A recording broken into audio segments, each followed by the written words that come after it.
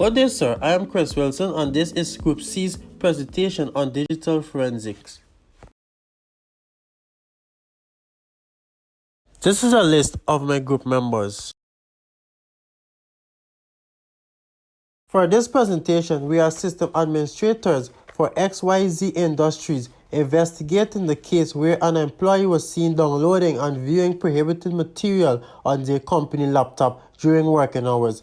When confronted by a colleague, she denied any wrongdoing, deleted the files, and claimed that her computer was hacked. Now on to question A. Before and after the acquisition of a forensic image, hashes are taken. Do you agree with this practice? Explain.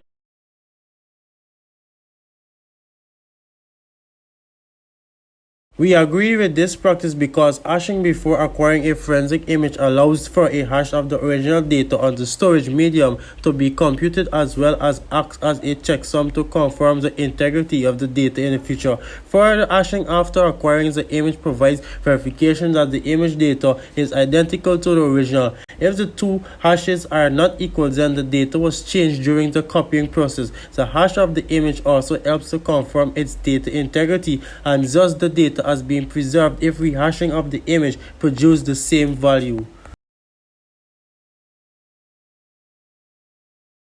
Hi, my name is Jaden Allen, and I'll be doing question B, which is compare and contrast digital forensics and data recovery. Now we'll look at the similarities between digital forensics and data recovery. The first one we'll look at is data preservation. Data preservation is essential for preserving digital evidence and recovering lost or damaged data. Digital forensics and data recovery use specialized software tools to recover, analyze, and preserve digital data. Now we'll look at data security. Both digital forensics and data recovery require strict data security measures to prevent unauthorized access, tampering, or destruction of digital data. In digital forensics, data security is critical for maintaining the integrity and confidentiality of digital evidence. In data recovery, data security is essential for ensuring the privacy and confidentiality of recovered data. Now we'll look at the differences between digital forensics and data recovery. Digital forensics involves the investigation and analysis of digital data in order to gather evidence for legal or investigative purposes. This can involve analyzing computer systems, mobile devices, or other digital storage media in order to find evidence of hacking, fraud, or data theft. On the other hand, data recovery is the process of recovering lost or damaged data from digital storage media, which can involve restoring data from a backup, repairing damaged files, or using specialized tools and techniques. Hi, my name is Sylvia Garway, and I will be explaining why it might be possible for digital forensic tool to recover the files that Therese deleted. When a file is deleted from the computer and entered into the recycle bin, is it truly gone? The answer is no. Fortunately, the file will still be in the recycle bin and remain there, like having the bin filled with garbage until the garbage truck comes to collect it. If the files in the recycle bin are permanently deleted, the original location of the file will be overwritten, but the file data will still remain until it is rewritten by new data.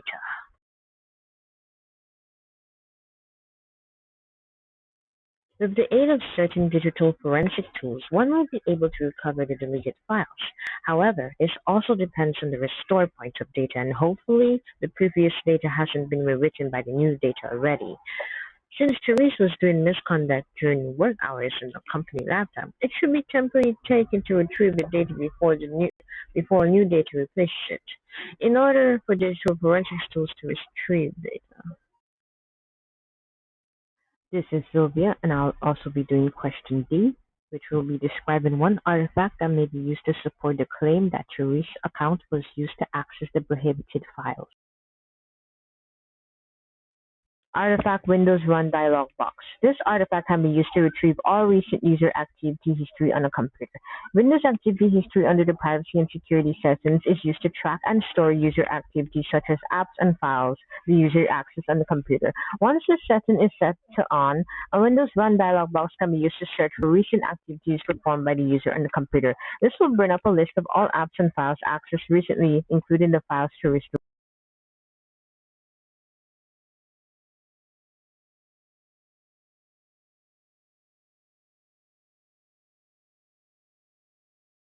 Hi, I will be doing question E, where we'll be discussing about one open source digital forensic tool capable of recovering deleted files from Teresa's computer.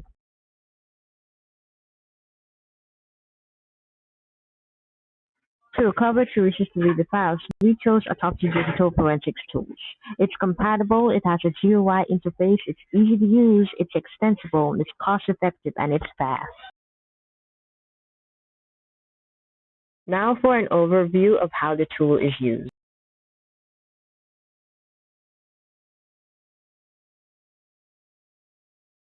After installing and launching the Autopsy tool, the home screen will be displayed with the option to either create a new case, open a recent case, or open a case that perhaps was sent to you and is stored somewhere on your computer. To create a new case, enter the required case information such as the case name, the base directory where it will be stored, and the case type, whether it is a single user or multi-user.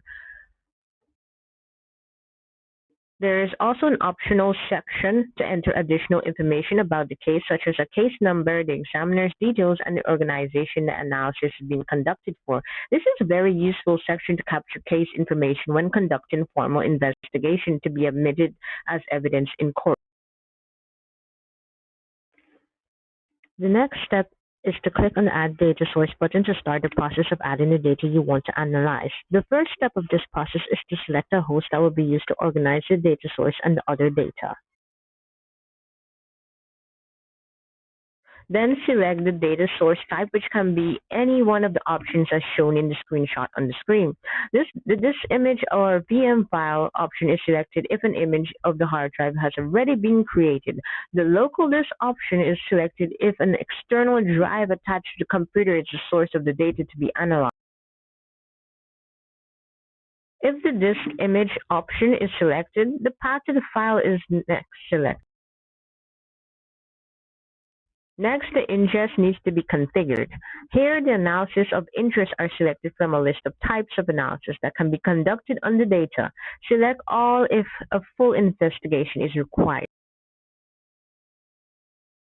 After configuration, the data source is processed and added to the tool's local database. During analysis, as soon as the results are detected, they are displayed with full results after completion. All artifacts found during the process are displayed on the left panel in the form of a hierarchical tree. The details of a selected artifact can be found on the right side of the window. The results can be outputted in the form of a report by clicking the Generate Report button, as shown on the screen. The report format can be of different types, for example, HTML, Excel, and TXT formats. The report can be configured to output all of the results or specific parts of the results.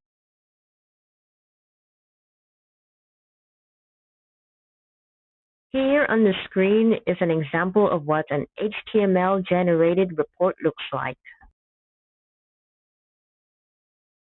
Finally, to recover the deleted files on Teresa's computer, simply take a forensic image of her laptop storage device, assuming it's a hard drive in this case, and load it in the Autopsy tool to be analyzed for the deleted files. After the analysis is completed, expand the deleted file selection on the left to select either the All or File System option to locate the suspected files, which will be displayed on the right. After the files are located, right-click on the files to export them to the computer. Finally, save the exported files to the desired location on the computer.